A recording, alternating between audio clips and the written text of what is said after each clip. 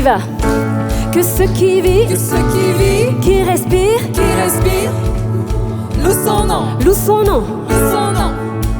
Que ceux qui vivent, Qui respirent, loue son nom. On y va ensemble loue son encore. nom. Que ceux qui vivent, Que ceux qui vivent, qui respirent, loue son nom, loue son nom, loue son nom. loue son nom. Que ceux qui Que vivent, ceux qui vivent, qui respirent, loue son nom, loue son nom. loue son nom. Je louerai. Je louerai sur les monts et du fond des vallées. Quand je suis confiant ou quand sombre ma foi, je louerai dans la crainte, dans l'insécurité. Ma louange, Ma louange est un fleuve qui emporte l'ennemi. car tant que je vivrai, Car tant que je vivrai, tout en moi chantera béni l'Éternel, oh mon âme. chante encore. Béni l'Éternel, oh mon âme. Je louerai peu importe ce que dicte mon âme. Je louerai car je sais, Je louerai car je sais que tu restes au contrôle. Ma louange est une arme, plus qu'un simple chant. Ma louange est un cri qui a détruit Jéricho. et oui, car tant que je vivrai, Que je vivrai tout en moi chantera béni l'Éternel, oh mon âme. Béni l'Éternel, oh mon âme. j'élève ma voix. J'élève ma voix, mon Dieu est vivant, rien n'arrêtera ma louange. Béni, Béni l'Éternel, oh mon âme. hey!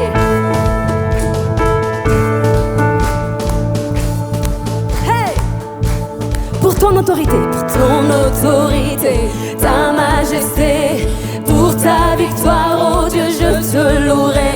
Pour ta fidélité, ta sainteté, pour ta puissance, oh Dieu, je te louerai. Pour ton autorité, ta majesté, pour ta victoire, oh Dieu, je te louerai.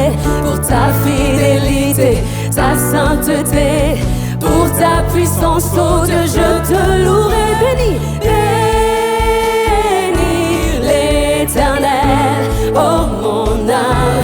béni, Béni l'Éternel, oh mon âme. béni, Béni l'Éternel, oh mon âme.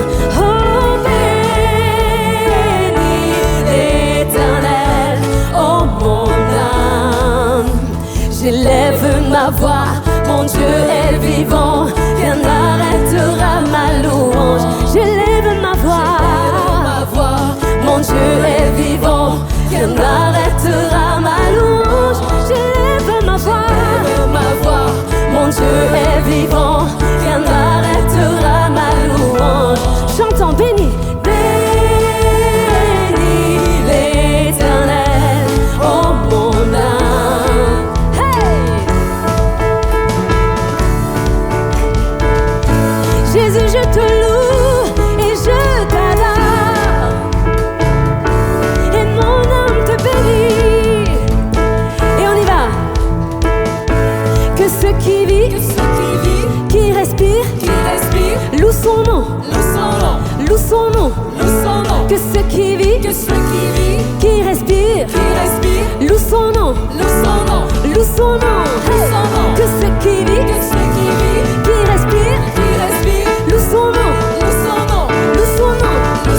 Que ceux qui vivent, qui respirent, loue son nom. Une dernière fois. Hey! Que ceux qui vivent, qui respirent, loue son nom, loue son nom. Que ceux qui vivent, qui respirent, loue son nom.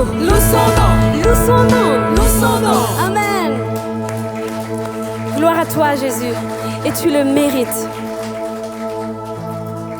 Et nous déclarons encore, maintenant je vis.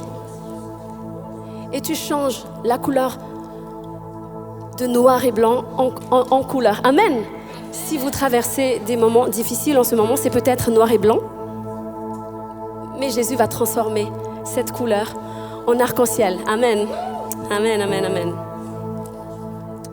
On y va là.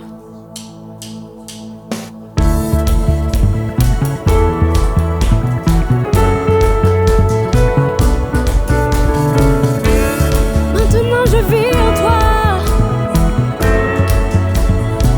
Encore.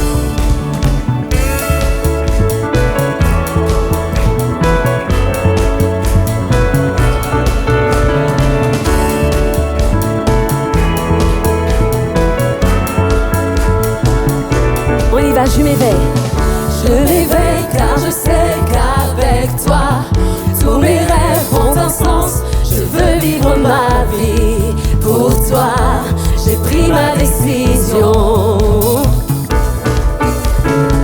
Tu me relèves, tu me montres tes merveilles. À jamais je dans ton amour, car tu m'as libéré. Oh Dieu, aucun moment n'est perdu. Et oui, vois le soleil. Vois le soleil percer les ténèbres, noir et blanc, maintenant se change en couleur. Mon sauveur, oui tu fais toutes choses nouvelles. Maintenant je vis en toi. Maintenant je vis.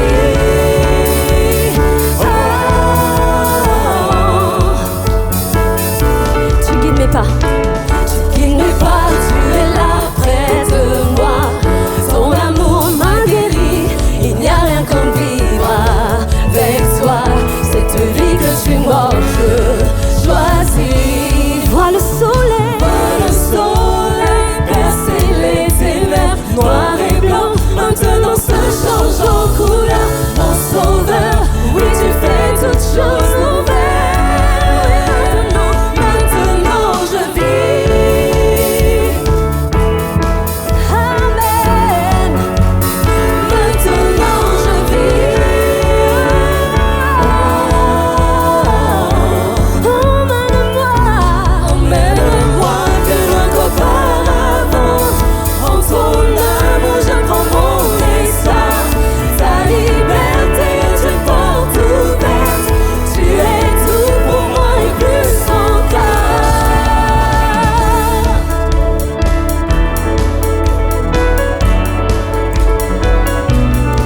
Alléluia.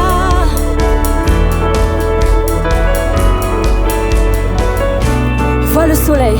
Vois le soleil percer les ténèbres, noir et blanc, maintenant se change en couleur. Mon sauveur, oui tu fais toutes choses nouvelles. Vois le soleil. Vois le soleil percer les ténèbres, noir et blanc, maintenant se change en couleur. Mon sauveur, oui tu fais toutes choses nouvelles. Maintenant je vis. Maintenant je vis. Maintenant je vis.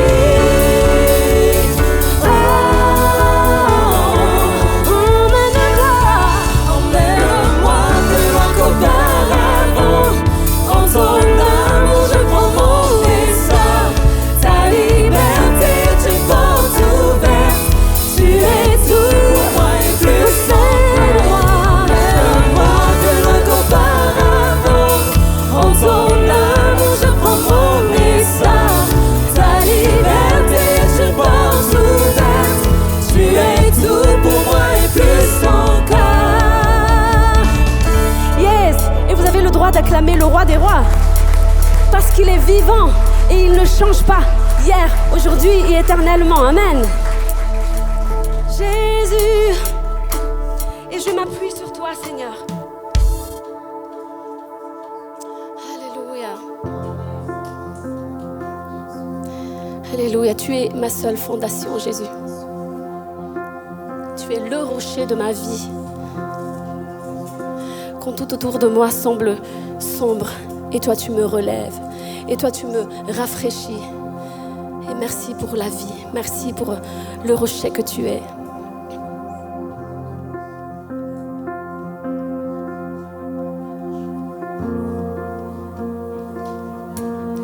Christ est ma seule fondation, le rocher de ma vie, quand tout autour de moi est détruit. En lui est mon appui, car j'ai mis ma foi en Jésus. Il ne m'abandonne pas, sa parole est solide et sûre. Il ne me laissera jamais, et tu ne failliras jamais, Jésus, jamais. J'ai sa joie dans le chaos. J'ai sa paix qui me soutient. Je peux déposer mon fardeau, car il me tient dans sa main. J'ai bâti ma vie sur Jésus. Il ne m'abandonne pas, sa parole est solide et sûre. Il ne me laissera jamais. Oh, jamais. Il ne faillira pas. Il ne faillira jamais. Il ne faillira jamais. Jamais. Oh, jamais. Il ne faillira pas. Il ne faillira jamais.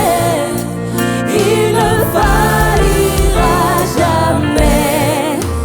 Jamais. Oh, jamais.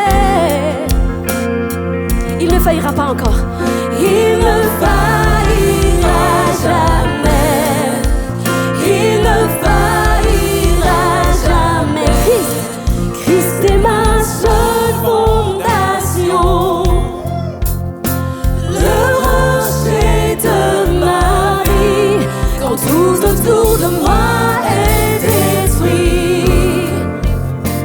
En lui est mon appui, car j'ai mis ma foi en Jésus. Il ne m'abandonne pas, sa parole est solide et sûre. Il ne me laissera jamais. Oh, jamais. Et tu ne changes pas. Il ne faillira jamais. Il ne faillira jamais. Jamais.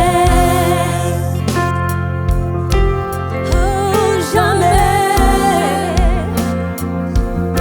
Il ne faillira pas. Il ne faillira jamais. Jamais. Il ne faillira jamais. Jamais.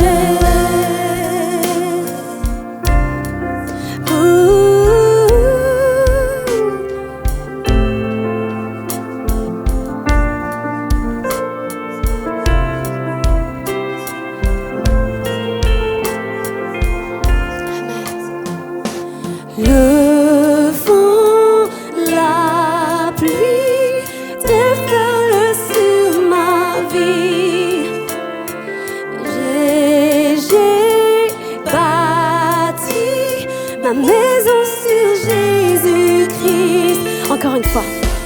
Le vent, la pluie déferlent sur ma vie. Et peu importe, Seigneur, mais j'ai bâti ma vie sur toi.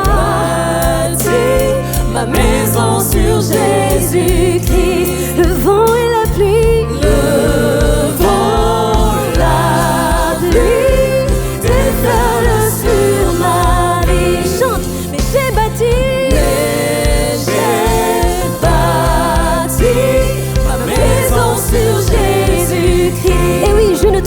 pas. Je ne tremblerai pas.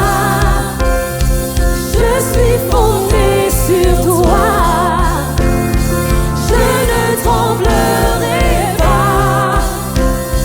J'ai bâti ma vie sur toi. Christ est ma seule fondation. Le rocher de ma vie, quand tout autour de moi est détruit. En lui est mon appui, car j'ai mis ma foi en Jésus. Il ne m'abandonne pas, sa parole est solide et sûre. Il ne me laissera jamais.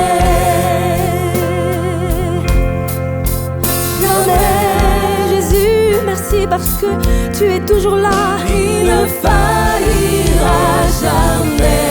Amen. Il ne faillira jamais. Jamais. Alléluia. Peu importe ce que je traverse, Seigneur, tu es là avec moi. Il ne faillira pas. Il ne faillira jamais. Jamais. Jésus.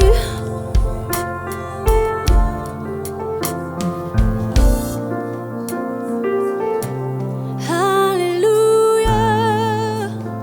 Et chante ensemble. Le vent, la pluie.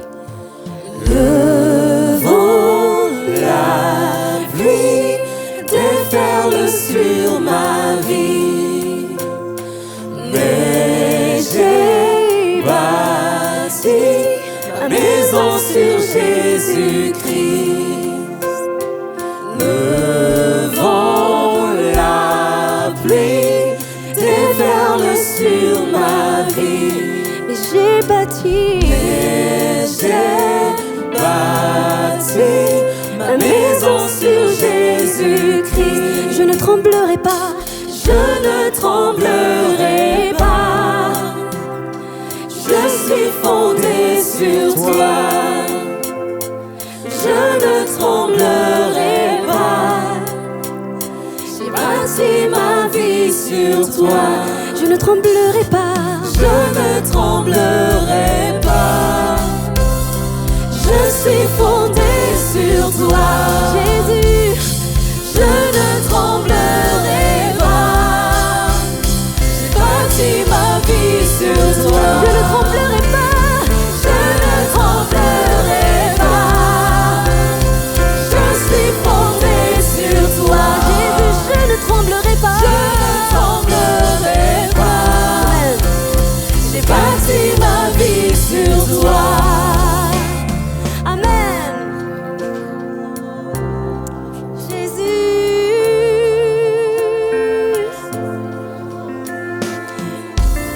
Alléluia, tu es bon vers nous, Seigneur. Élève ta voix.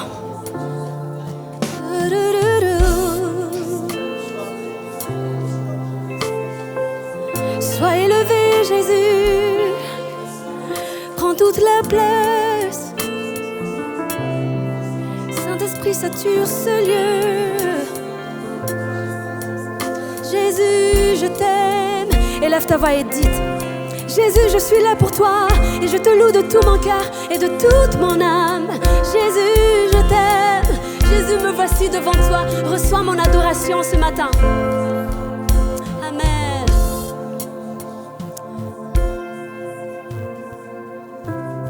Alléluia.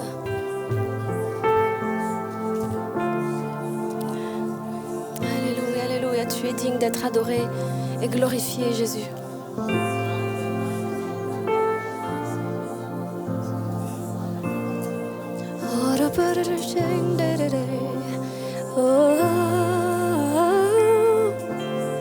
Alléluia. N'aie pas honte de déclarer. Priez, mon frère, ma sœur. Jésus est présent. Amen. Bonjour frères et sœurs à tous. Nous invitons donc tous ceux qui sont baptisés d'eau conformément à la parole de Dieu, à se lever, tous ceux qui ont reçu Jésus-Christ dans leur vie. Amen. Et on va lire un texte ensemble qui se trouve dans Hébreux chapitre 12. On va partager ce texte avant que nos frères se préparent pour distribuer les emblèmes. Et la parole de Dieu nous enseigne qu'il faut nous fortifier. Fortifiez-vous donc vos mains languissantes et vos genoux affaiblis. Et suivez avec vos pieds des voies droites, afin que ce qui est boiteux ne dérive pas, mais plutôt se raffermisse. Recherchez la paix avec tous et la sanctification, sans laquelle personne ne verra le Seigneur. Il est dit aussi, veillez à ce que nul ne se prive de la grâce de Dieu et qu'aucune racine d'amertume, poussant des rejetons, ne produise du trouble et que plusieurs n'en soient infectés. Alléluia. C'est une exhortation puisque la parole de Dieu a tout prévu pour nous et on veut glorifier le Seigneur pour son sang qu'il a coulé pour nous, son corps qui a été meurtri et on veut vraiment le bénir et notre frère va pouvoir présenter ses emblèmes. Amen. Seigneur notre Dieu, merci encore pour le sang qui a coulé, pour ce corps qui a été meurtri. Merci encore Seigneur, car ces symboles nous rappellent que tu es mort pour nous. Tu es amour, Papa, tu es amour. Et c'est pour ça que tu as envoyé ton Fils unique pour nous. Jésus, tu es amour. C'est pour ça que tu es venu mourir à la croix. Et merci pour l'amour que tu as mis dans notre cœur, Jésus. Seigneur, merci encore, car ces symboles nous rappellent que nous faisons partie d'un même corps. Nous sommes une famille et nous sommes assis à la droite de Dieu dans les lieux célestes avec Christ et nous avons cette position d'autorité, Seigneur. C'est pour ça que nous pouvons déclarer aujourd'hui que Christ est notre roi, Christ est notre rocher, Christ est notre fondation et Christ est un amour. Seigneur, merci encore, Seigneur, car entre l'espérance, la foi, l'amour est le plus grand. Que ton nom soit béni, Seigneur. Amen. Merci Seigneur pour ton amour. Merci parce que tu n'as pas regardé mes péchés d'avant. Merci parce que tu as tout effacé. Parce qu'une fois que je décide de s'approcher de toi, de laisser tout ce qui est souillé dans ma vie, et tu es venu pour me laver. Amen. Merci Seigneur, parce que tu as pardonné et tu as tout effacé. Et maintenant, mon nom est inscrit dans le livre de vie. Et je fais partie de la grande famille de Dieu. Amen. Nous allons déclarer ensemble ce chant. C'est comme un chant de repentance. Amen. Nous allons dire, j'étais si misérable et reconnaître que j'étais pécheur. Et maintenant, je te donne ma vie, Seigneur. Merci parce que tu es venu et tu as tout effacé. Je me souviens qui j'étais. J'étais perdue, aveugle, Seigneur. Et tu m'as ouvert les yeux. Et maintenant, je marche par ta grâce. Et je suis sauvée. Amen. Alléluia. Peu importe qui j'étais avant, Seigneur. Et tu m'as transformée. Et je suis devenue une nouvelle créature. Et toi aussi. Si tu es nouvelle ce matin, tu donnes ta vie à Jésus. Et tu deviendras une nouvelle créature également. Amen.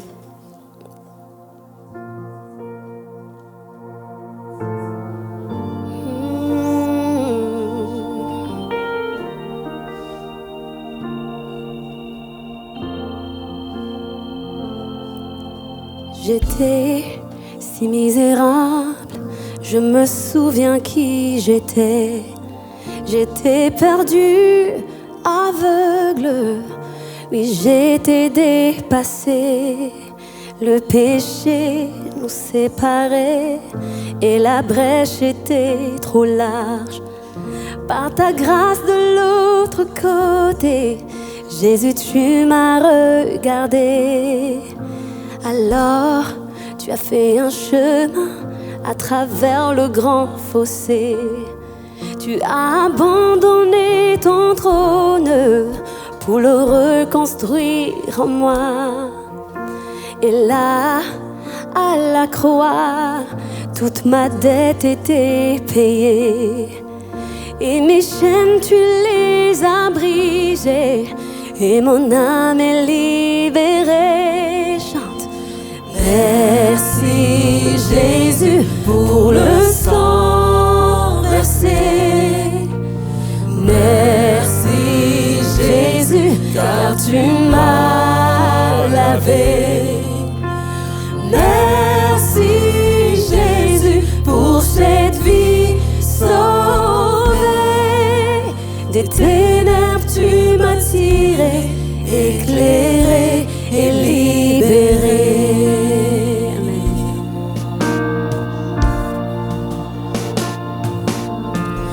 Tu as pris ma place dans ma tombe et mes péchés, mis en 3 jours enterrés, tu les as écrasés.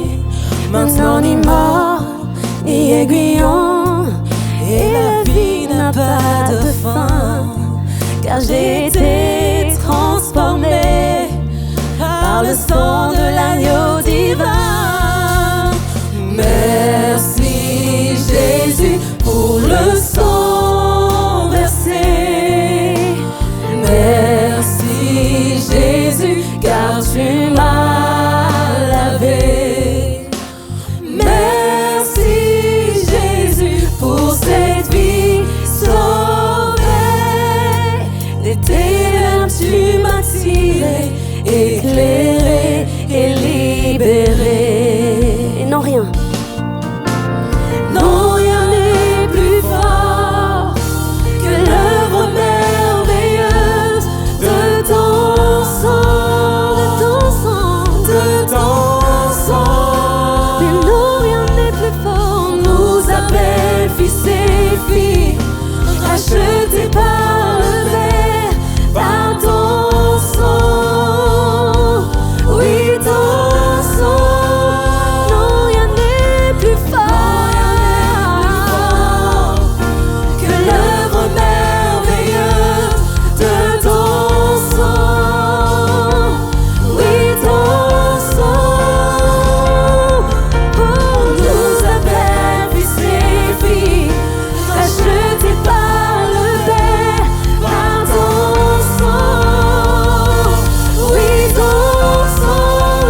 Merci Jésus.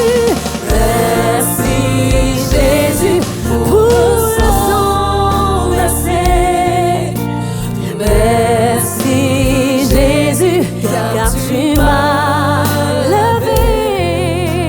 Merci Jésus pour cette vie sauvée.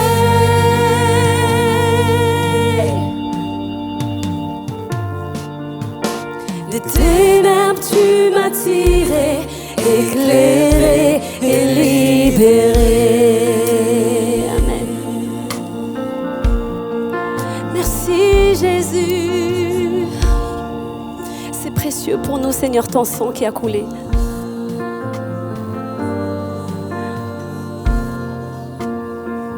Merci pour cet amour inconditionnel que tu as donné, que tu as pour nous.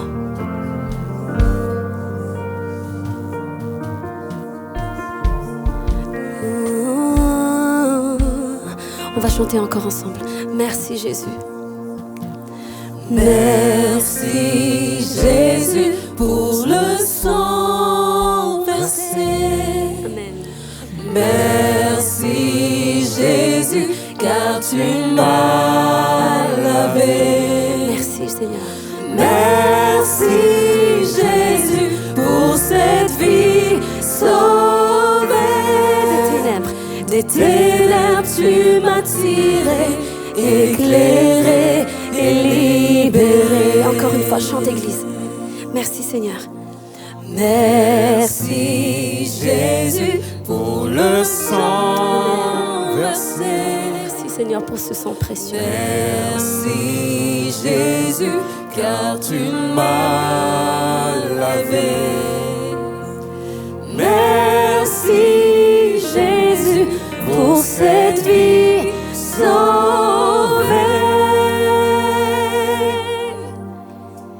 Des ténèbres tu m'as tiré, éclairé et libéré. Amen. Merci Seigneur.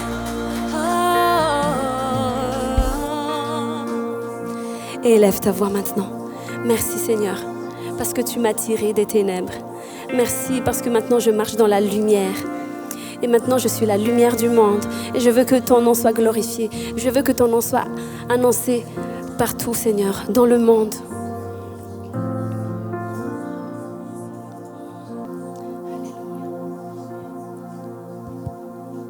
Alléluia, merci Seigneur pour ce temps de partage avec lui. Amen.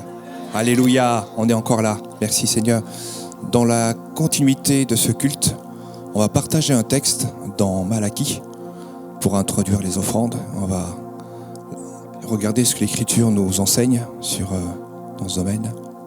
Dans Malachie, chapitre 3, verset 10, il est dit « Apportez à la maison du trésor toutes les dîmes, afin qu'il y ait de la nourriture dans ma maison. Mettez-moi de la sorte à l'épreuve, dit l'Éternel des armées, et vous verrez si je n'ouvre pas les écluses, pour vous donc les écluses des cieux, si je ne répands pas sur vous la bénédiction en abondance. » C'est l'Écriture qui parle. Alléluia. On voulait juste partager ce verset avec vous, afin que ce soit une continuité de notre adoration. Amen.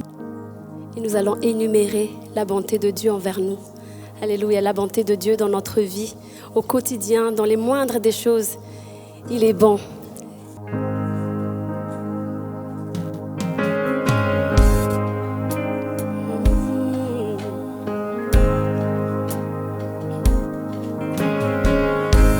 On y va ensemble. Je t'aime, Seigneur.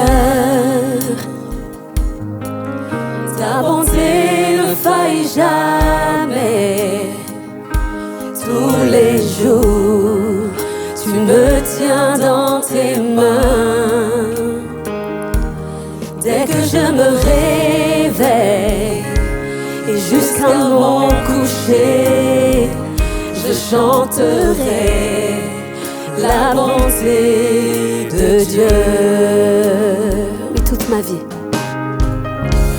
Toute ma vie, tu as été bon. Oui, toute ma vie, tu as été fidèle. Avec le souffle qui est en moi, je chanterai la bonté de Dieu. J'aime ta voix. J'aime ta voix Qui me conduit dans les épreuves, dans les ténèbres. Tu m'entoures de tes bras. Tu es pour moi comme un père. Oui, tu es mon ami. Je peux voir la bonté de Dieu. Amen. Déclare. Toute ma vie. Oui, toute ma vie, tu as été bon. Oui, toute ma vie, tu as été fidèle. Avec le souffle qui est en moi, je chanterai la bonté de Dieu. Oui, ta bonté court. Hey! Ta bonté court après moi. Ta bonté court après moi. Je te donne ma vie, j'abandonne tout. Je me soumets à toi. Ta bonté court après moi. Encore une fois, ta bonté. Ta bonté court après moi. Ta bonté court après moi. Je te donne ma vie, j'abandonne tout. Je me soumets à toi. Ta bonté court après moi. Amen. Et oui, toute ma vie. Toute ma vie, tu as été bon. Toute ma ma vie, tu as été fidèle. Avec le souffle qui est en moi, je chanterai la bonté de Dieu. Oui, toute ma vie. Oh, toute ma vie, tu as été bon. Amen.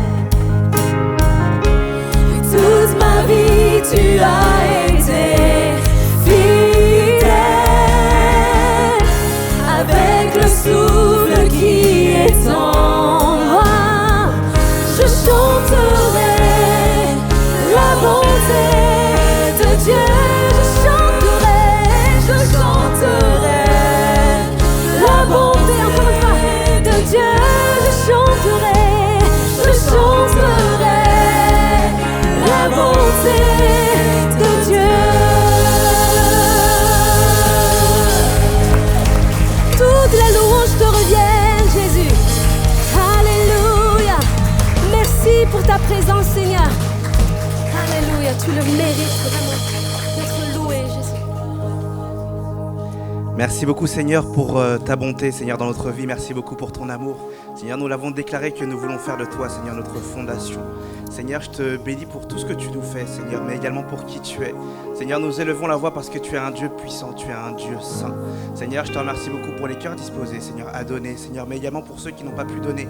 Seigneur, qu'ils puissent se tourner vers toi Seigneur, parce que c'est à toi qu'appartiennent l'or et l'argent. Seigneur, qu'il n'y ait aucune frustration Seigneur, mais que chacun puisse donner Seigneur ce qu'il a mon Dieu avec amour.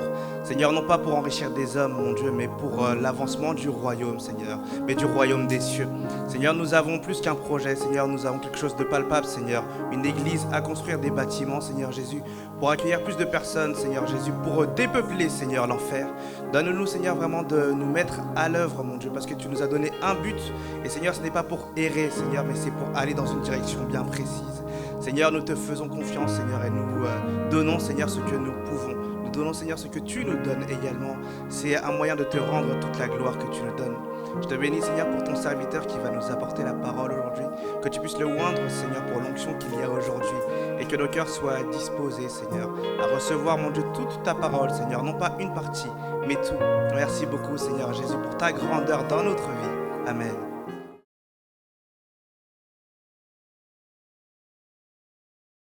Alléluia, bonjour à tous. Oula, il n'y a pas beaucoup de monde ce matin. Vous êtes là? Amen, le roi est là. Hein? Amen. Le roi est là. Amen, il vous a même devancé. Hein? Il est déjà venu au premier culte. On a vécu des moments merveilleux au premier culte, des temps particuliers. Merci à l'équipe de louanges et oui, à la sensibilité aussi de l'esprit, au discernement pour les temps particuliers où le Seigneur nous visite. Alléluia. Vous savez que quand un roi prend place dans un lieu, le ménage se fait automatiquement. Les brigands sortent.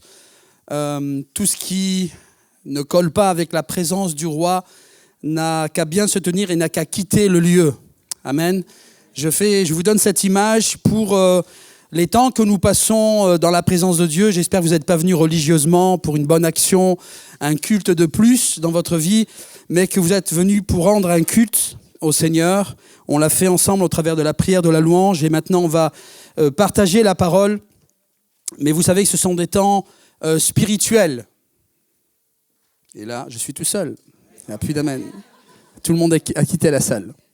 Vous êtes toujours là ? Je vais m'assurer que vous êtes toujours là. Hein. Amen.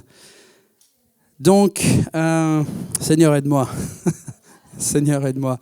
Juste avant de commencer, il y a beaucoup de choses. Et puis à chaque fois, je veux vous raconter, mais d'autres choses s'ajoutent. Donc c'est compliqué, il faut faire le tri. Juste pour vous encourager et pour vous remercier, on a quelqu'un avec nous ce matin pour qui on a prié, pour qui vous avez prié. Ils sont passés, on va dire, par la fournaise. Je vais juste lui demander de se lever, si elle veut bien. Se tourne vers la... Tu peux te tourner, comme ça on te voit bien. Voilà, super. Donc vous allez dire, mais qui c'est cette personne ? En fait, merci, tu peux reprendre place.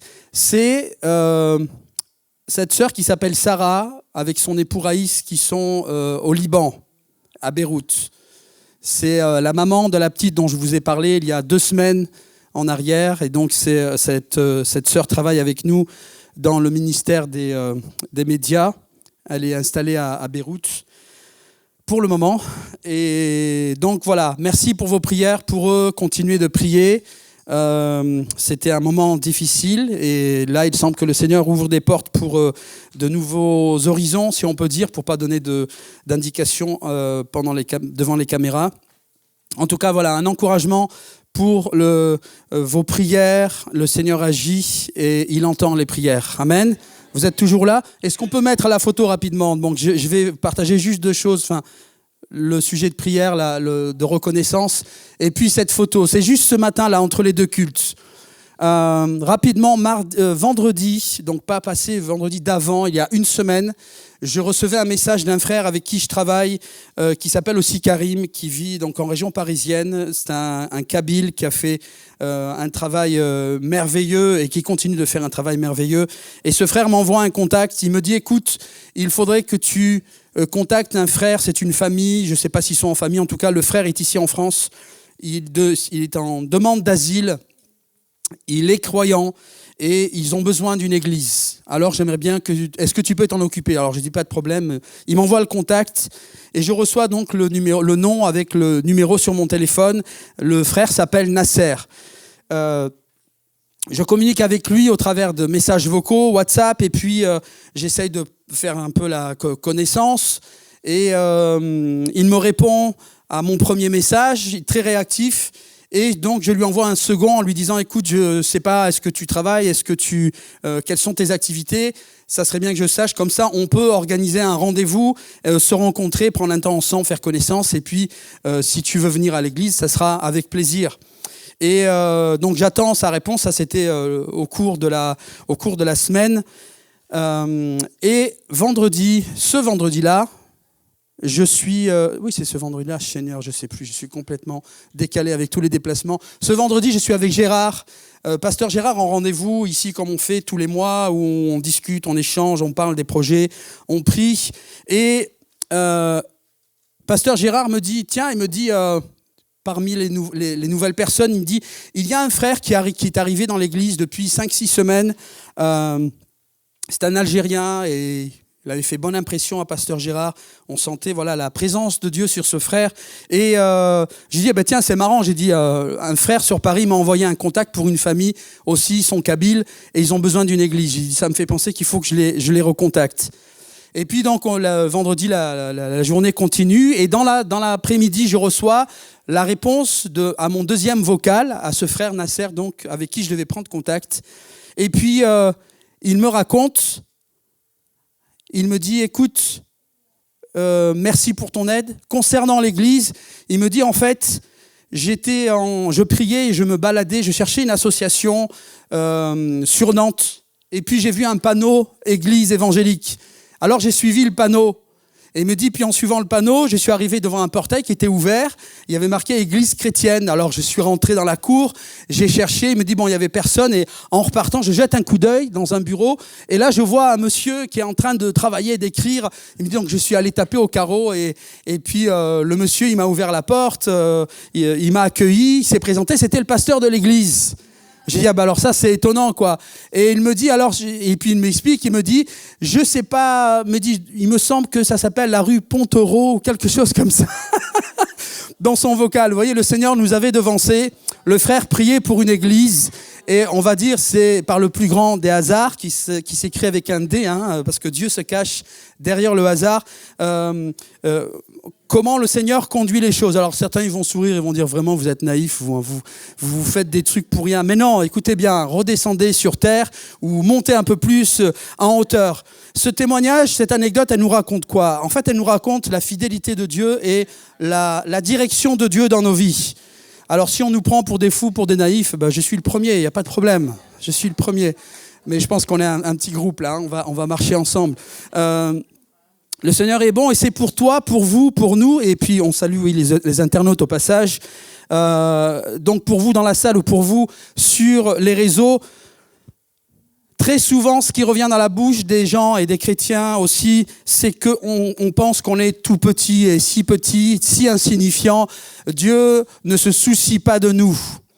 Et beaucoup de gens et d'incroyants qui sont blessés par la vie aussi accusent Dieu et condamnent Dieu en disant que Dieu ne s'occupe pas. Eh bien non, je vais dire que Dieu entend et Dieu s'occupe de nos vies. C'est pas toujours le soleil dans nos vies qui brille, bien que Jésus c'est le soleil et il a besoin de briller sur la vie de ceux qui ne le connaissent pas encore. Mais c'est pour ça que Jésus est appelé le soleil de justice. C'est parce que quand il vient dans nos vies, la lumière se lève. Eh bien, ce Dieu compris, c'est un Dieu qui entend et qui est vivant et qui agit. C'est un témoignage pour démontrer la fidélité de Dieu et l'amour de Dieu. Voyez, quand nous, on pense qu'on est tout petit, insignifiant, et que Dieu a tellement de choses à faire qu'il n'a pas le temps avec nous. Hein, et ne faites pas les pharisiens, on est les premiers à penser, on dit « Oh non, on ne va pas déranger le Seigneur, il a tellement à faire, qu'est-ce qu'il va venir s'occuper de moi ?» Et des fois, on n'a pas envie de le déranger. Mais si on pense comme ça, mais franchement, retournons dans notre vie d'avant. C'est que Dieu n'est pas Dieu. Hein. Je vous choque. Hein. Dieu est Dieu. Vous êtes d'accord ou pas? Amen. Dieu est Dieu, donc il entend, il agit. Dieu, c'est pas une légende, c'est pas une statue. On a affaire à un Dieu qui parle. Quand tes émotions, tes sentiments t'accusent et t'essayent de te ramener en arrière ou de te faire croire que t'es ridicule, que t'es naïf, eh bien, tu dois leur mettre des tartes à tes sentiments et à tes émotions. Et tu dois te rappeler et te ramener à la parole de ce que Dieu est un Dieu vrai et il n'est pas un homme pour mentir. Amen. Et c'est important pour nos vies en tant que croyants. Nos vies ne doivent pas être ballottées à coups d'émotions ou de sentiments. On ne peut pas y échapper. Mais par contre, il faut les mettre là un peu de côté, les foudroyer dans nos vies et reprendre l'autorité, le contrôle dans nos pensées, dans nos vies. Dieu est au contrôle. Parfois, on ne comprend pas, on ne saisit pas. On est troublé, on est dans la confusion. Mais notre mot d'ordre, c'est que Dieu est fidèle. Dieu ne change pas. Amen. Et ce témoignage est un témoignage pour toi, mon frère, ma sœur, ou mon ami, qui pense que Dieu n'en a rien à faire de toi. Vous voyez, cet homme, ce petit homme-là, il était là, il se baladait, il priait. Dieu savait ce qu'il y avait dans son cœur, il cherchait une église. Et vous voyez, la beauté, c'est un peu comme le témoignage de cette femme, vous vous souvenez, dont je vous ai parlé, qui avait son ami en Turquie et qui cherchait une église. Et puis tout compte fait, elle a envoyé la photo de l'église. Et c'était moi qui étais en photo sur la capture d'écran. Vous voyez, moi, je vis ça et je vous ai dit, c'est mon fuel parce que ça me montre la fidélité de Dieu. Et quelle probabilité ici, dans la ville de Nantes, pour que cet homme arrive exactement dans l'église de la personne à qui on a envoyé ce contact. Quelle probabilité! Vous m'entendez? C'est ça qui doit nous secouer. Et chaque fois qu'on est en baisse de régime, on doit se mettre des claques et se rappeler des bons moments. Oui, c'est dur, c'est difficile, mais je me souviens de tes bienfaits. Je me souviens de ce moment, et de cet autre moment, et de ce moment, et de ce que tu as fait. Amen. C'est comme ça qu'on grandit dans la foi, sinon on est des religieux, hein. Dieu, c'est un Dieu pratique. Si Dieu n'est pas pratique, moi je ne perds pas mon temps. Mais Dieu est pratique, c'est un Dieu qui... On avance, on fait des progrès, vous voyez, on marche. On n'est pas sur un tapis roulant et 2 heures après, oh, salut, on s'est déjà vu, hein là. Non, c'est pas ça la vie avec le Seigneur, on avance. Alléluia. Il fait chaud, hein. Alléluia. Soyez encouragés, et surtout toi qui te dis que Dieu ne se soucie pas de toi ou qui a peur de déranger le Seigneur, tu peux y aller.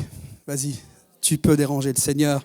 Il t'entend et il conduit. Vous savez, la foi, c'est pas pour les grands. La foi, c'est pas pour les grands. Tous ceux qui se pensent grands, instruits, éduqués, je dis non, la foi, c'est pour les stupides, là, c'est pour les faibles. Eh bien, vous recevrez rien. Vous ne recevrez rien. C'est un principe, c'est une loi spirituelle. Le Seigneur est venu pour les petits, pour les fous, ceux qui sont appelés fous selon les hommes, voyez. Et la sagesse de Dieu est plus folle que la folie des hommes. Waouh, ça c'est bon pour nous, hein. Il y a tous les espoirs pour nous. Il y en a, ils me regardent, ils s'inquiètent là. Ils vont aller chercher un psy. J'ai déjà mon psy, c'est Jésus. Tout va bien. Alléluia. On continue ? Alléluia. Gardez ces choses dans vos cœurs et que ça puisse enraciner votre foi. Alléluia. Sans racine, ça ne grandira pas. On va continuer notre périple, si vous voulez bien, dans l'épître aux Éphésiens. On va prendre peut-être 1 seconde, 3 secondes pour prier par rapport à la parole et on continue. Seigneur, merci pour ta parole, merci parce qu'elle est puissante, parce qu'elle est vivante, elle est tranchante comme une épée à double tranchant, Seigneur. Je te prie maintenant d'ouvrir nos esprits, d'ouvrir nos cœurs, d'ouvrir notre intelligence, les yeux de nos cœurs pour saisir et comprendre ces choses, que cette lettre ne soit pas une lettre morte, mais que, comme elle est vivante, qu'elle apporte la vie et qu'elle combatte tout esprit religieux, tout esprit de religiosité dans les cœurs, dans les pensées de ton peuple, Seigneur, et que vraiment elle produise du fruit, Seigneur, que la foi de tes enfants soit bâtie sur ta parole et qu'elle ait un impact significatif, Seigneur, et que tes enfants soient bénis, encouragés et grandissent en toi. C'est notre prière dans le nom puissant de Jésus. Amen. Amen. Une seule humanité, non, je radote pas. Certains doivent se dire, mais il nous a déjà parlé de ça il y a 2 semaines. Je sais, mais c'est de la faute de Paul, c'est pas de ma faute. Vous allez comprendre. Paul, on a l'impression qu'il radote. Et encore plus avec ce qu'on va partager ce matin. Mais Paul, l'apôtre Paul ne radote pas. Vous savez, moi en plus, c'est un peu un miracle que je fasse c'est pas la promotion de l'apôtre Paul. J'étais un peu agacé une certaine période de ma vie avec le Seigneur parce que dans les églises, il n'y en avait que pour Paul. Et je disais, mais Jésus, il est où là-dedans en fait ? On n'arrête pas de parler de Paul. Je dis, mais qu'est-ce qu'ils ont tous avec Paul ? Eh bien, j'ai fini par comprendre en fait ce qu'ils avaient tous avec Paul. Et je n'avais pas saisi, je n'avais pas compris ces choses. Il a fallu que le Seigneur m'interpelle par diverses situations et surtout par des textes de la parole qui m'ont vraiment puissamment, profondément interpellé.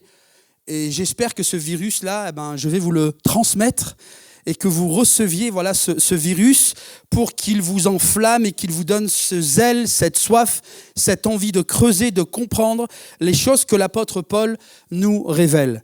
Je ne vais pas en dire plus, on va lire le texte et vous allez voir les choses qu'on va retirer et qui vont nous faire du bien. Amen. Éphésiens, donc chapitre 3, verset 1er à verset 6. C'est pourquoi moi, Paul, le prisonnier de Jésus-Christ pour vous, les non-juifs. Et là, on termine avec 3 points de suspension. Verset 2, vous avez très certainement appris quelle responsabilité Dieu, dans sa grâce, m'a confiée à votre égard. Par révélation, il m'a fait connaître le secret de son plan que je viens de résumer en quelques mots. En me lisant, vous pouvez vous rendre compte de la compréhension que j'ai de ce secret qui concerne le Christ. En effet, Dieu ne l'a pas fait connaître aux hommes des générations passées, comme il l'a révélé maintenant par le Saint-Esprit à ses apôtres, ses prophètes qu'il a consacrés à son service. Et ce secret, c'est que par leur union avec Jésus-Christ, les non-juifs reçoivent le même héritage que nous, les juifs. Ils font partie du même corps et on part à la même promesse par le moyen de la bonne nouvelle. Amen. Alors j'ai repris le texte volontairement, on peut l'afficher. J'ai repris le texte et j'ai mis certaines choses en évidence. Vous vous souvenez du contexte dans les textes précédents et ce qu'on a partagé. Paul est face à un défi de taille, puisque lui, en tant que juif, est c'est un leader juif dans la religion, donc juive, dans le judaïsme.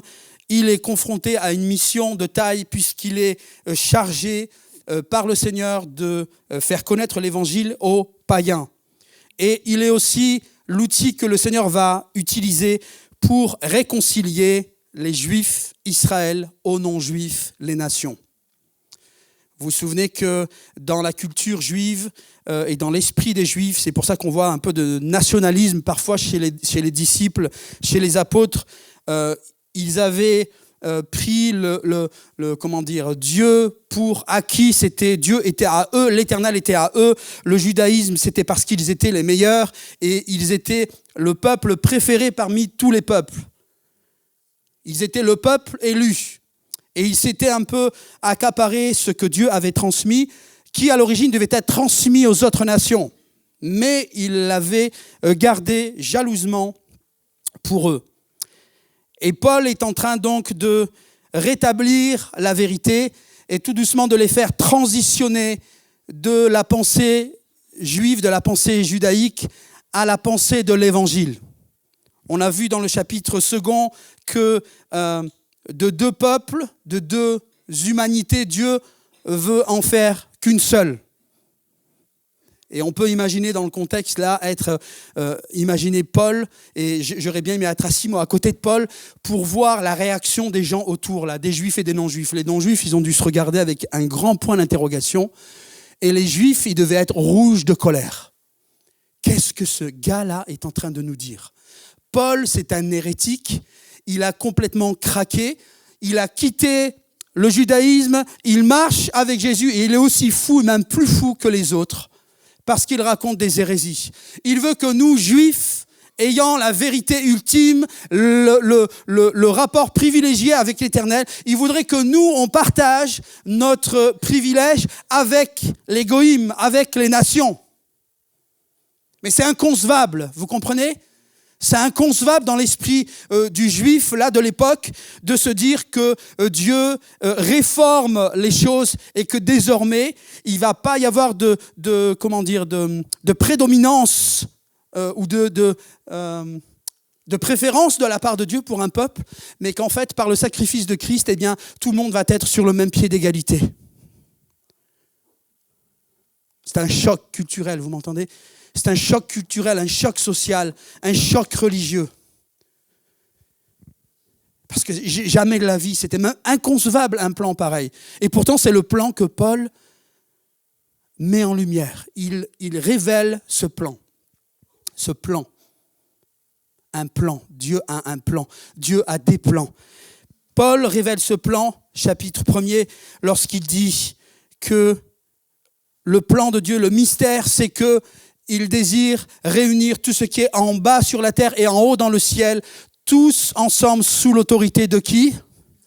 De Christ. Alléluia. Vous voyez, pas sous l'autorité de Macron ou d'un autre, c'est sous l'autorité de Christ. Ce qui est en bas et ce qui est en haut. Ça veut dire les choses d'ici-bas, les humains, mais les choses d'en haut, les choses spirituelles, les êtres spirituels. Tout doit être réuni ensemble sous l'autorité de Christ. Ça, c'est le plan initial de Dieu, le plan principal de Dieu. Et comme je vous l'ai dit, réunir les deux humanités en une seule humanité, juifs et non-juifs, ensemble pour ne former qu'une seule humanité, et c'est le titre du message, un seul peuple. Alors, beaucoup ont dû aller chez le dentiste tellement qu'ils se sont grincés des dents. Ah, c'est pas possible. Paul, tu es un diable de dire des choses pareilles, c'est inconcevable, inacceptable. Et j'imagine dans quel état de stress devait être l'apôtre Paul. J'ai dit Pierre tout à l'heure, non ? Non, ça va ? Je ne vous ai pas vu tiquer, donc c'est bon.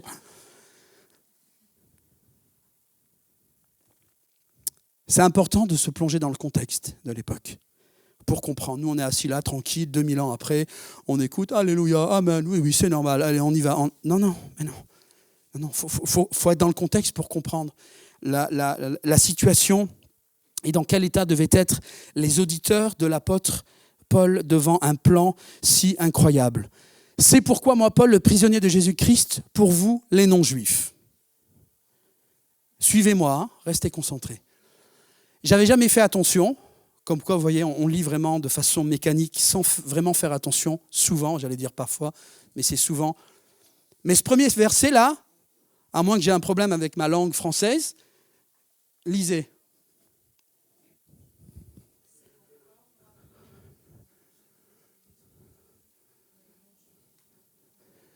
Est-ce que c'est une phrase, ça ? Une phrase, c'est quoi ? C'est un sujet, un verbe, un complément. C'est pas une phrase, là. C'est pourquoi moi, Paul, le prisonnier de Jésus-Christ, pour vous, les non-juifs. Et puis là, on attend, Ok, et après, Paul, qu'est-ce que tu veux dire ? 3 points de suspension. Et moi, je n'avais pas fait attention à ça. On lit le verset 1, on enchaîne le verset 2, et ainsi de suite. Mais en fait, Paul, il est en stress, vous m'entendez ? Parfois, il est un peu comme moi, je ne me compare pas à Paul, mais il est en stress parce qu'il radote, vous voyez ? Il part pour expliquer quelque chose là aux Juifs et aux non-Juifs, et puis d'un coup, il se dit, en fait, non, ils n'ont pas capté là, ils n'ont pas saisi le truc, je vais perdre mon temps à expliquer des choses nouvelles, alors que ce que j'ai expliqué au chapitre 1er, au chapitre 2, ils n'ont pas cliqué en fait. Alors il commence, c'est pourquoi moi, Paul, on imagine Paul ensemble là, en train de parler à la foule, le prisonnier de Jésus-Christ, pour vous les non-Juifs. Et puis je réfléchis, je dis, non en fait c'est pas bon. Je veux être sûr que vous ayez bien compris. Et là je commence à la place de Paul, vous avez très certainement appris quelle responsabilité Dieu dans sa grâce m'a confiée à votre égard. À partir du verset 2, frères et sœurs et amis, il se passe quelque chose. Il y a une parenthèse en fait. Du verset 2 au verset 14, il y a une parenthèse. Paul s'était lancé dans une explication, dans une argumentation, il stoppe et il commence. Il revient en arrière pour s'assurer que tout le monde a bien compris. C'est pour ça que la phrase n'est pas terminée, qu'il y a 3 points de suspension. La phrase, là, se poursuit au verset 14. Et on va le voir tout à l'heure.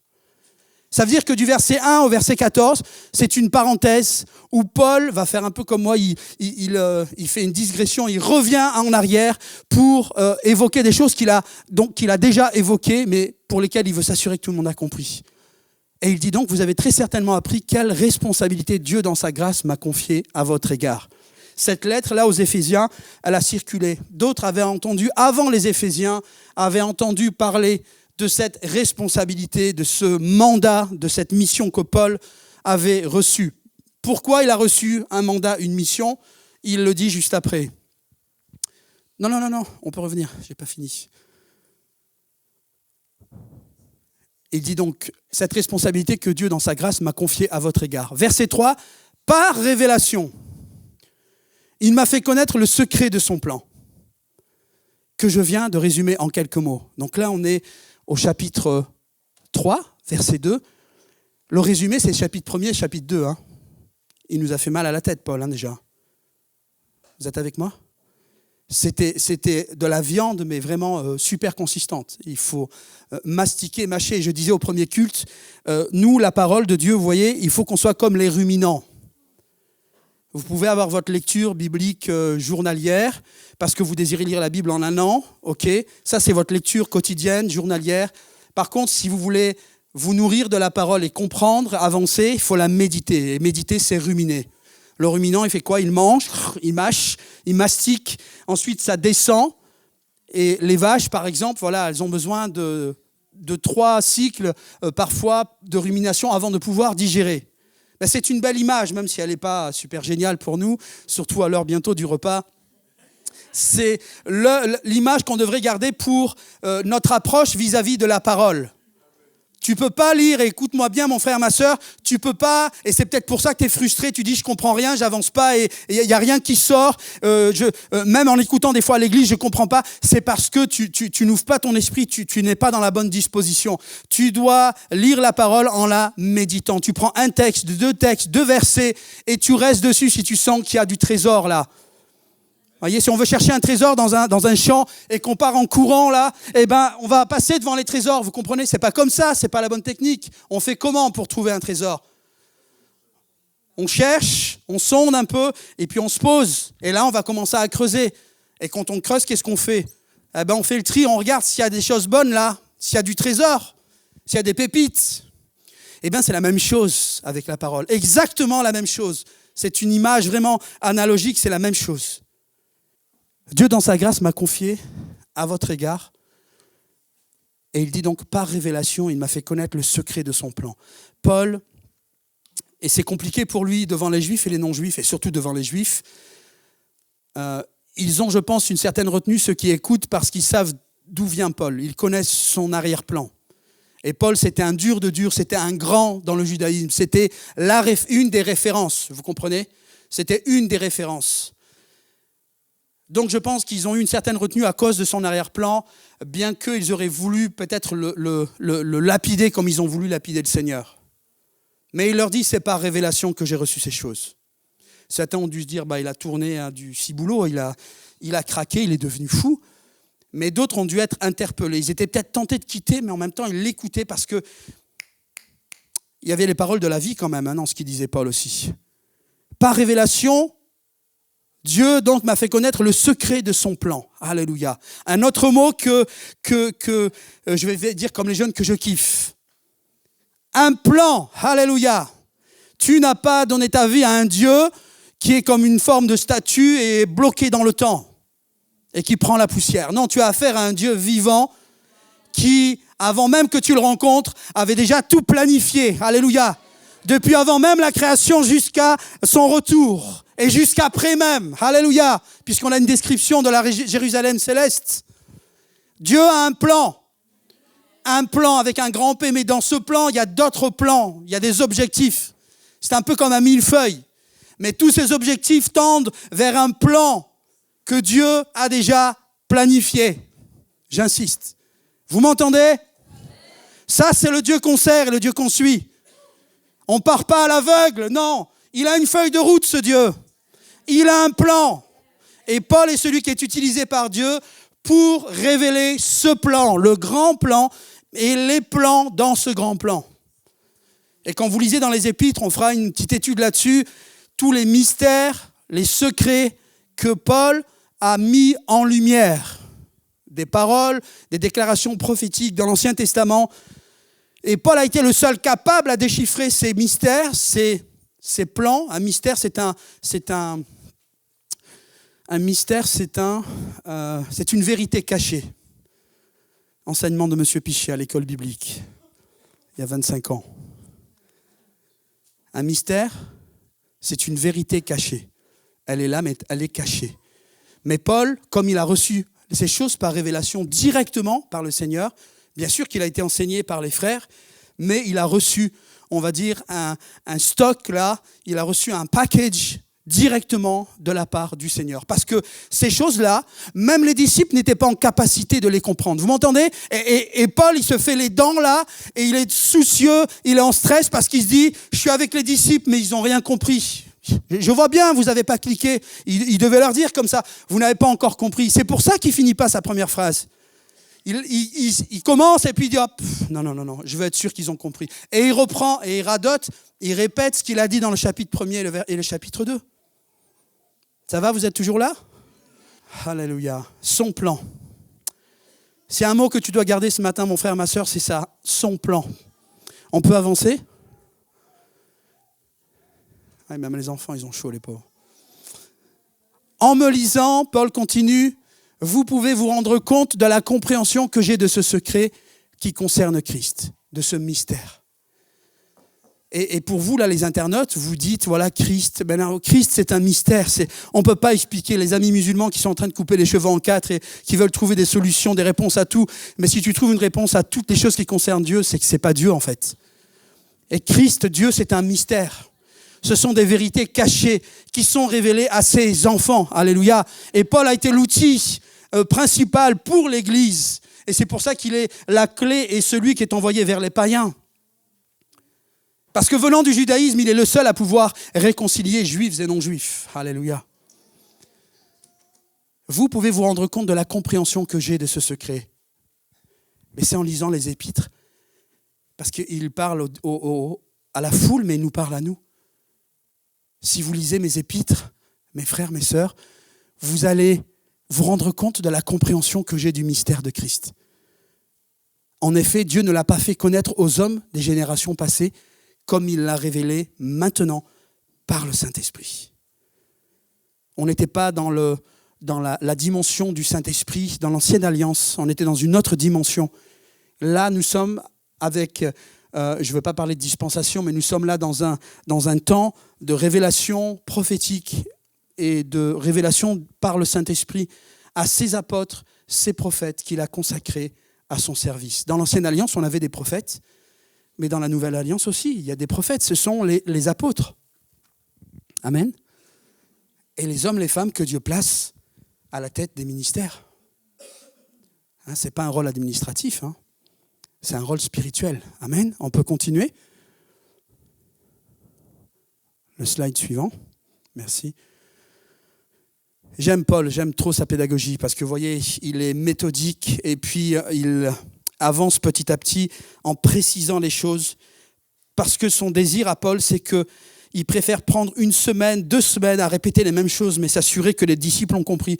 Parce que s'ils n'ont pas compris ça, ils ne pourront pas tenir pour la suite. Ça ne sert à rien de les gaver avec de la connaissance si ces principes de base ne sont pas saisis, ne sont pas compris par les disciples. Ce secret, c'est que par leur union avec Jésus-Christ, les non-juifs, donc là il parle aux juifs, vous vous rendez compte là, comme ça grince des dents, là, il devait y avoir du bruit, là, les juifs, il essaye de les convaincre. Les non-juifs reçoivent le même héritage que nous.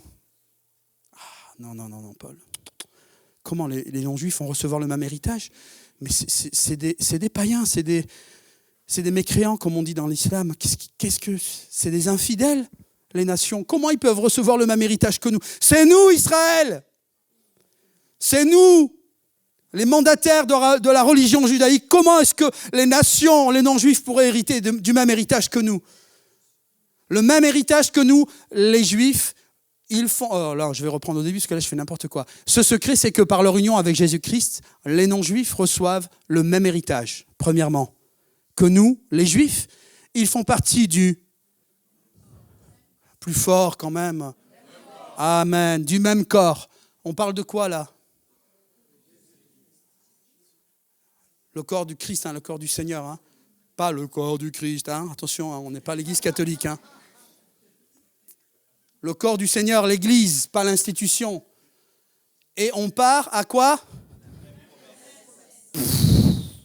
Là, je pense que là, il y en a, ils devaient avoir des trucs dans la main, ils ont jeté par terre et ils sont partis. Il a craqué complet. Je me casse. C'est trop, j'en ai trop entendu. Mais une bonne partie ont dû rester et écouter. Un message révolutionnaire, vous m'entendez? Révolutionnaire. Donc la mission de Paul, elle est d'une extrême importance.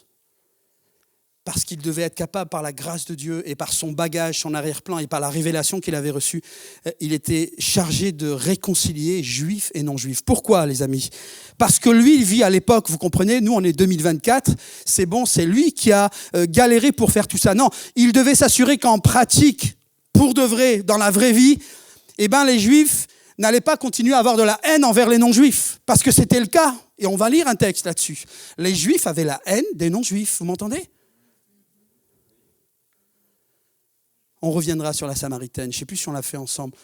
Mais la Samaritaine, c'est horrible ce que les Juifs pensaient de la Samaritaine. C'est pour ça qu'elle est étonnée quand elle demande à boire à Jésus. Que Jésus, lui demande à boire. Elle est choquée. Parce qu'un Juif ne demande pas à boire à un non-Juif. Et encore moins un Samaritain. Parce qu'il va boire quoi? Dans la même cuillère? La cuillère, elle est souillée. Vous ne pouvez pas imaginer jusqu'à quel niveau la haine montait. C'était culturel, c'était comme ça. Et c'est une haine qu'on retrouve encore à notre époque. Vous voyez les conflits au Moyen-Orient? Il ne faut pas les chercher bien loin. Et pourtant, Paul annonce un message unique en son genre, révolutionnaire. Par le sacrifice de Christ, les non-juifs reçoivent le même héritage.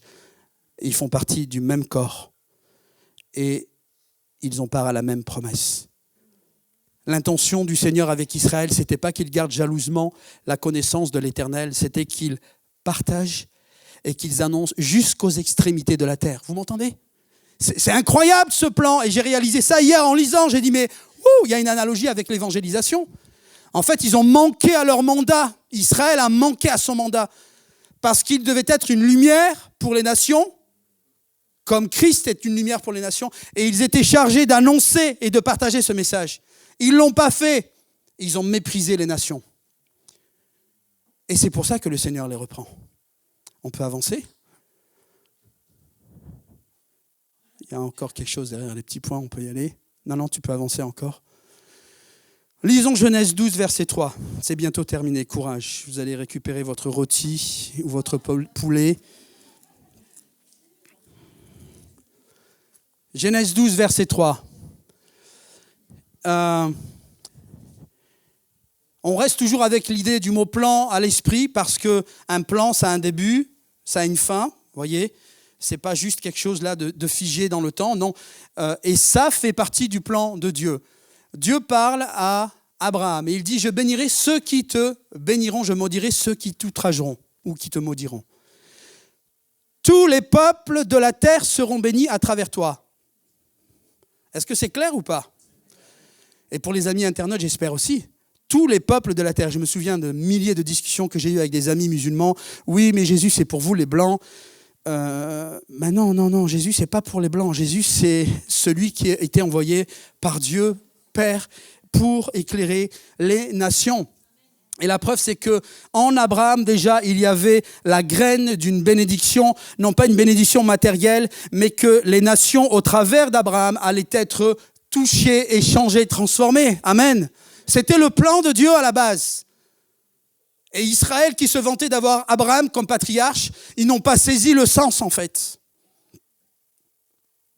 Abraham, vous vous souvenez que c'était Abraham. Ça signifie quoi, Abraham? Père élevé, père illustre. Et qu'est-ce qui s'est passé? Qu'est-ce qui lui est arrivé à Abraham? Il a pris un coup de hache. Et il est devenu Abraham. Abraham. Le H, la lettre de Dieu, du nom de Dieu, le Hey. Il a été touché. Et d'une élévation qu'il avait dans son nom, Père élevé, il est devenu quoi? Père d'une multitude, alléluia. Est-ce que c'est par ses forces? Non. C'est par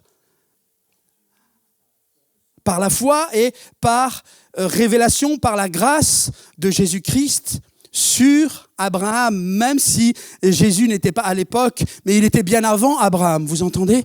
La bénédiction était là déjà en sommeil et Dieu avait prévu que d'Abraham, il sorte des nations et pas seulement Israël qui viendrait à l'Éternel. Alléluia. Abraham est devenu le père d'une multitude. Sarah aussi a pris un coup de hache. Est-ce que nous avons pris un coup de hache? Elle est bonne cette hache. Plutôt, il est bon. On peut avancer? Galates 3,26. Maintenant, par la foi en Jésus-Christ, vous êtes tous fils de Dieu. Car vous tous qui avez été baptisés pour le Christ, et pas pour autre chose, vous vous êtes revêtus du Christ. C'est comme un manteau. Il n'y a donc plus de différence entre les Juifs et les non-Juifs. C'est toujours Paul qui parle, hein. Entre esclaves et les hommes libres, entre les hommes et les femmes, unis à Jésus-Christ, vous êtes tous un. Là, pour l'époque, c'est un message à tomber par terre. Là, Paul est en train de démanteler les principes de la religion judaïque, vous comprenez? Parce que dans la religion, il y avait tous ces préceptes entre l'homme, la femme, le juif, le non-juif, l'esclave et l'homme libre, et ainsi de suite. Eh bien, Jésus vient, comme il le fait d'ailleurs par certaines petites rencontres, hein, on a parlé de la Samaritaine tout à l'heure, il vient démanteler dans l'esprit des Juifs tout ce qui a été formaté, tous ces schémas de religion qui ont été installés dans leur esprit en venant apporter la loi du royaume. Alléluia. Amen. On peut avancer. Si vous lui appartenez, est-ce que c'est votre cas? Amen. Vous lui appartenez? Qui lui appartient? Alléluia. Alors c'est pour vous. Vous êtes la descendance d'Abraham. Wouh!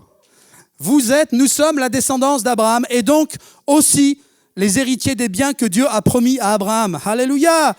Toutes les promesses qui ont été données à Abraham en son temps, eh bien nous, les croyants, les chrétiens en 2024, l'Église de Jésus-Christ bénéficie des mêmes promesses. Vous comprenez l'harmonie, la beauté du plan, c'est pas des saisons et des temps séparés, des moments de l'histoire séparés, des cloisonnements comme nous on pourrait faire où on veut ranger tout dans des tiroirs et mettre des étiquettes. Non, le plan commence à la création en Éden et continue jusqu'au retour de Christ et même après. Et dans ce plan, eh bien, il y a des personnages, des personnes qui sont là, qui sont les images les images du plan que le Seigneur veut accomplir. Alléluia. Donc Abraham, c'est pas juste papa Abraham, non, c'est la réalité, c'est notre père en fait. Et nous bénéficions des mêmes bénédictions, des mêmes promesses. Amen. Allez, lisons ce texte. Acte 13, verset 44 à 47. Vous êtes là? Écoutez bien, là ça décape. Le Shabbat suivant, presque toute la ville se rassembla pour écouter la parole du Seigneur. En voyant tant de monde, les Juifs furent remplis de jalousie et se mirent à contredire Paul et à l'injurier. Vous voyez, la réalité, elle est là. Hein?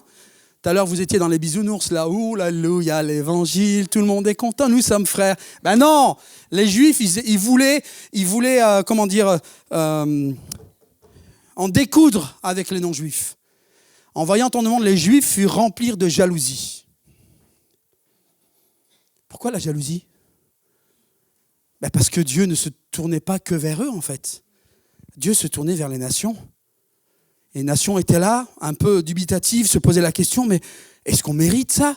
Normalement, c'est que les Juifs. Et maintenant, Paul est en train de dire que nous aussi, les nations, on va bénéficier des mêmes promesses. Est-ce que c'est vrai? Vous vous rendez compte? C'est un choc. Et se mirent à contredire Paul et à l'injurier. Vous voyez qu'après, il manque plus que les actes. Hein, c'est le taper ou lui jeter des cailloux. On peut avancer. Paul et Barnabas leur déclarèrent alors avec une pleine assurance. C'est bon là, d'avoir la précision, avec une pleine assurance, ils en avaient besoin. C'est à vous, il parle aux Juifs, en premier que la parole de Dieu devait être annoncée. C'est à vous en premier que la parole devait être annoncée. Là, il rappelle le plan de Dieu. Mais, il y a un changement. Puisque vous la refusez et que vous-même ne vous jugez pas digne d'avoir part à la vie éternelle, nous nous tournons vers ceux qui ne sont pas juifs. Ouah, là, je pense que c'était c'est pas la cerise sur le gâteau, mais c'est le pétard sur le gâteau. Là, c'est l'apothéose. Là, Paul, t'es allé trop loin. Là, t'as complètement craqué. Ils sont excédés, les Juifs, à l'écoute de ce message. Puisque vous n'avez pas reçu et vous n'êtes pas jugés dignes de recevoir la vie éternelle, nous nous tournons vers ceux qui ne sont pas juifs. Vous comprenez? Mais ça fait partie du plan. Ça fait partie du plan. Vous croyez que le Seigneur, il s'est planté, il a fait son plan, il dit, je vais utiliser Israël, et puis là, mais Israël, qu'est-ce que vous faites? Non, ils sont en train de faire manquer mon plan. Mais non, c'était prévu. Dieu savait très bien ce qu'il y avait dans le cœur de l'homme, et que ce soit Israël ou pas Israël, c'est la même chose, juif ou non juif, c'est l'être humain, il est marqué par le péché. Il savait d'avance comment les Juifs allaient réagir, et la preuve, c'est la manière dont ils se sont accaparés la connaissance de Dieu et la relation avec Dieu, et ils se sont fourvoyés parce qu'ils en ont fait n'importe quoi par rapport à ce qui avait été prévu initialement. On peut avancer. Car le Seigneur a bien défini notre mission lorsqu'il a dit « Je t'ai établi » notre mission, hein, vous entendez? Notre mission, les Juifs. Je t'ai établi pour que tu sois lumière des nations. Et là, c'est un rappel d'Ésaïe, des prophéties, des paroles données par le prophète Ésaïe, chapitres 42 et 46. Je t'ai établi pour que tu sois lumière des nations et pour que tu portes le salut jusqu'au bout du monde. Vous entendez? C'était ça la mission qui était donnée à Israël. Mais qu'est-ce qu'ils ont fait? Ils ont gardé. Ça vous rappelle personne, ça? Parfois, nous, l'Église, on pense qu'on est mieux qu'Israël, mais parfois, lorsqu'on ne partage pas l'Évangile, eh bien, on refait la même chose qu'Israël, en fait. Ah non, nous sommes les saints, nous sommes les oints, nous sommes mis à part, nous sommes les sanctifiés, on ne se mélange pas avec les autres. Prenons garde de ne pas reproduire ce que les Juifs ont fait en leur temps. Parce que leur mandat, c'était qu'ils portent le salut jusqu'au bout du monde. Vous avez vu cette analogie qu'il y a entre Israël et l'Église ? Donc tout n'est pas gagné, frères et sœurs. Il faut qu'on obéisse et qu'on parte sur le champ pour aller jusqu'au bout du monde, justement, faire connaître cette bonne nouvelle. Amen. Et Jésus ne nous a-t-il pas dit que nous étions la lumière du monde et le sel de la terre? Amen. Et c'est pour ça que le Seigneur, dans Jean chapitre 15, lorsqu'il parle de pas la parabole, mais du récit, parce que ce n'est pas une parabole, la parabole de la vigne et du vigneron, vous vous souvenez? Des sarments. Et bien là, c'est une réprimande puissante de la part du Seigneur envers les pharisiens. Et c'est ce reproche qu'il leur fait. Vous n'avez pas été capable de prendre soin de la vigne. La vigne, c'était Israël. Et je vais confier cette vigne au vigneron lui-même. Wouh! Le vigneron, c'est qui? C'est l'Éternel. C'est Jésus, c'est lui qui va s'occuper de la vigne, qui n'est plus Israël, parce qu'Israël est, entre guillemets, disqualifié du plan, mais ça faisait partie du plan. Et c'est l'Église qui va prendre la suite. Vous comprenez là comment c'est puissant? Et comment tout est construit, tout est posé, il y a un plan. Moi, j'avais 18 ans, 17-18 ans, quand j'ai commencé à lire la Bible, j'ai halluciné. Moi, j'avais lu le Coran, j'avais lu pas mal d'autres livres, mais là, j'allais dire le Nice Matin, vous ne connaissez pas, vous, le Nice Matin. C'est quoi ici, là, le journal Ouest France, vous voyez? Pour moi, c'était Ouest France. Quand je lisais, je dis, mais c'est incroyable. Il y a déjà tout. Il y a les news, il y a les trucs qui se sont passés avant, il y a même les news à venir. On a tout, en fait. Et c'est ça, en fait. On a tout. On a le plan qui est dévoilé. Après, quand on se morfond et qu'on râle et qu'on... C'est parce qu'en fait, on ne plonge pas les regards dans la parole. Comprenez? On regarde notre nombril et que notre nombril est en tournant rond. Mais c'est en lisant la parole là, que ça nous élève et ça nous fait comprendre la grandeur du plan. Et si on comprend que le plan de Dieu est grand, c'est que notre rôle dans le plan de Dieu, il est grand aussi.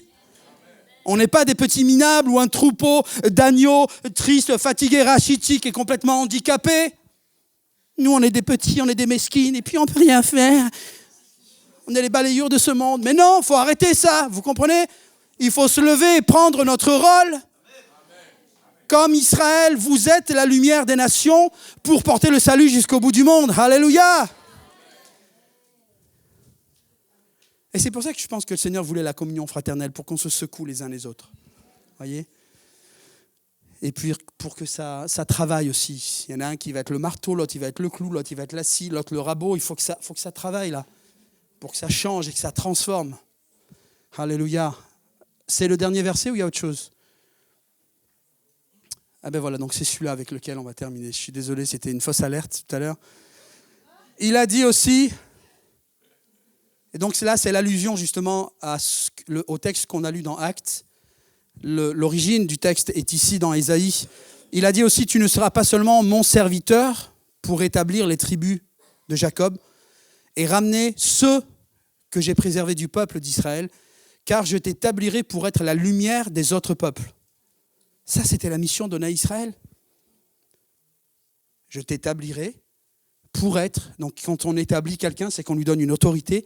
Il y a un mandat, il y a des moyens qui sont donnés. Un mandat qui est donné. Lumière pour établirai pour être la lumière des autres peuples, afin que mon salut parvienne jusqu'aux extrémités de la terre. Amen. Ésaïe 42 reprend exactement les mêmes termes. Et je finis avec Luc 2, verset 32. On n'est pas obligé de mettre le texte, mais vous connaissez tous, avec notre cher ami Siméon. Vous vous souvenez de Siméon? Non, vous avez oublié? Siméon qui priait et qui rêvait de pouvoir voir le salut de Dieu, voir le Messie, celui que Dieu allait envoyer. Et c'est magnifique d'écouter Siméon. Moi, c'était le premier texte qui m'a béni en sortant de l'islam et en embrassant l'évangile. Et c'est ça qui m'a donné l'espoir pour les miens. J'ai dit, mais Seigneur, en fait, c'est pas chaque peuple son prophète. En fait, toi, Jésus, tu es venu pour toutes les nations véritablement. Et Siméon le dit.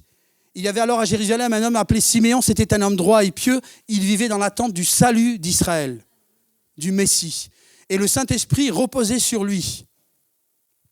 On peut avancer? Le texte suivant, le verset suivant. L'Esprit Saint lui avait révélé qu'il ne mourrait pas avant d'avoir vu le Messie, l'envoyé du Seigneur. Poussé par l'Esprit, il vint au temple quand les parents de Jésus apportèrent le petit enfant pour accomplir les rites qu'ordonnait la loi. Simeon le prit dans ses bras et loua Dieu en disant « Maintenant, Seigneur, tu laisses ton serviteur s'en aller en paix. Tu as tenu ta promesse. Car mes yeux ont vu le Sauveur qui vient de toi, ou mes yeux ont vu ton salut. » Alléluia. Vous vous rendez compte? Mes yeux ont vu ton salut. Et que tu as suscité en faveur d'Israël. Il y en a qui suivent, heureusement. Et non, pas que tu as suscité pour Israël, pour tous les peuples. Alléluia. Pour tous les peuples. Est-ce qu'il y a encore autre chose? Il est la lumière pour éclairer les nations. Il sera la gloire d'Israël, ton peuple. Le problème, c'est que les Juifs se sont arrêtés sur « il sera la gloire d'Israël ». Vous comprenez? C'est pour ça qu'ils l'ont gardé pour eux.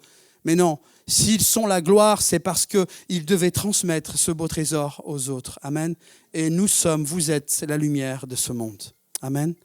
Que le Seigneur nous aide à ne pas reproduire les mêmes erreurs que les Juifs ont produit à leur époque.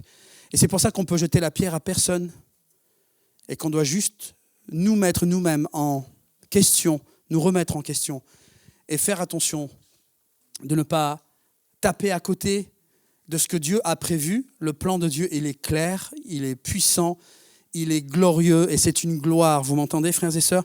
C'est une gloire de servir le Seigneur. Ce n'est pas une peur, une honte ou une crainte, c'est une gloire. Amen. Parce que ce Dieu puissant et vrai dans le ciel confie à des hommes misérables comme nous pouvons être, il confie un mandat, il donne autorité et il donne la force et la puissance d'accomplir une œuvre qui n'est pas humaine mais qui est spirituelle. Amen. Alléluia. Seigneur, merci pour ta parole encore et pour ce temps de découverte, Seigneur, ce temps où nous avons creusé pour trouver, Seigneur, ces trésors. Merci pour la révélation de ton esprit. Je suis conscient, Seigneur, que c'est pas toujours facile d'appliquer ces choses à nos vies, mais je te prie vraiment d'agir pour que ton esprit rende ces choses concrètes pour chacun de tes enfants, petits et grands, jeunes et vieux, Seigneur, et que ces vérités, ces choses puissantes que nous avons lues dans ta parole puissent avoir un impact dans la foi de chacun et de chacune de mes frères et sœurs au nom de Jésus. Seigneur, tu nous as confié une mission, Seigneur, et tu nous as donné les moyens pour accomplir cette mission, Seigneur, une mission spirituelle, et tu nous as donné des armes spirituelles. Qu'à ton nom seul revienne toute la gloire dans le puissant nom de Jésus. Amen. Amen.